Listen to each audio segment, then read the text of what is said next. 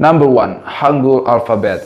Korean language has a long history. At that time, although they already had their own spoken language, they still had to use Chinese alphabet. However, only the royal family and nobles that had access to learn this alphabet. So the people outside this group were illiterated. And finally, in the 15th century, King Sejong of the Joseon dynasty made 24 simple Hangul alphabets that could be learned by any social class. For your information, Hangul used to be called Hunminjeongeum.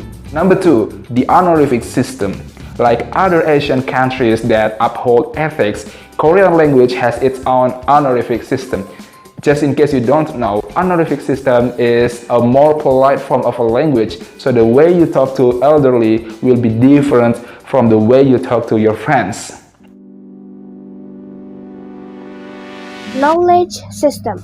The Korean calendar is based on the lunisolar calendar, used to determine the planting or harvesting period in Asian agrarian societies, but is no longer in use. But certain days such as festivals, ceremonies, births, and birthdays are still based on the lunisolar calendar system. Then social system. Patriarchal society gave rise to a social status that is broken up in a caste system. The top group was held by the king and his family of nobles. The middle group was filled with mostly peasants. The third was the lowly slave.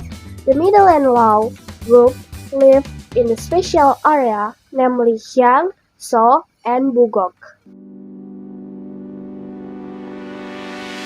Life equipment system and technology.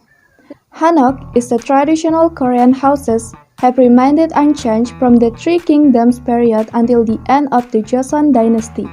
What's unique about Hanok is ondol. The smoke and heat generated by the above-ground kitchen stove is channeled through smoke pipes built under the floor. Clothes. Korean traditional clothing is called hanbok. In the past, hanbok was classified for daily use, ceremonies, and certain occasions. Technology. One of the earliest evidence showing the progress of the Korean nation's science and technology field is the Cheomseongdae, a sky observatory building built in 634 AD. In modern times, Korea's technological superiority is well known in its automotive and electronic industries. Livelihood systems. The livelihoods of South Korean population consist primary, secondary, and tertiary livelihoods. Primary livelihoods include agriculture, plantation, and fisheries, which are the main livelihoods.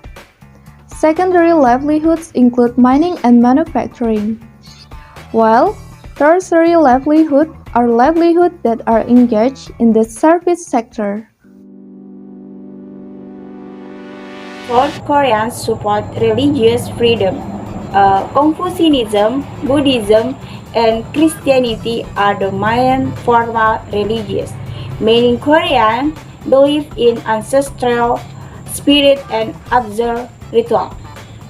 And here I will mention the two elements of art in Korea. Number 1, music and dance. Music and dance are inspirable because they are means of worship, and this tradition continued throughout the Three Kingdom period. The music that is still used today, Koryo music, which is a legacy of the Joseon dynasty, and it's still used in ceremony today, especially ceremony involving ancestor worship. And will the art of dance that is still attached to this day is the art of make dance, which is a dance by combining song and story and includes elements of shamanism that are very attractive to ordinary people.